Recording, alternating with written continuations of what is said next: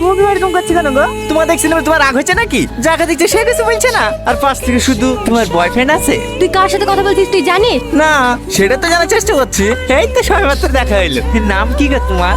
ওই নামটা রে নাম মর্জিনা ভাবে কেসটা এখানে ক্লোজ হয়নি। ভাইকে বলে জেলে ঢুকে দেবো। ঠিক আছে ঠিক আছে। তোমার ভাই নেতা নাকি? পুলিশ।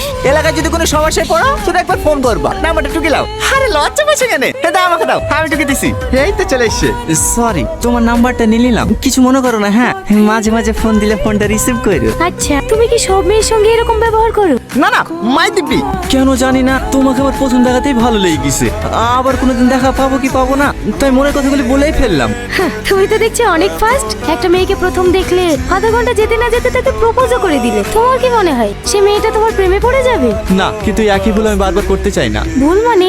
আমার একজনকে অনেক ভালো লাগতো, কিন্তু তাকে মনের কথা জানানোর আগেই সে আমার জীবন থেকে হারিয়ে গেছে। আর তুমি হলে আমার দ্বিতীয় ভালো লাগা।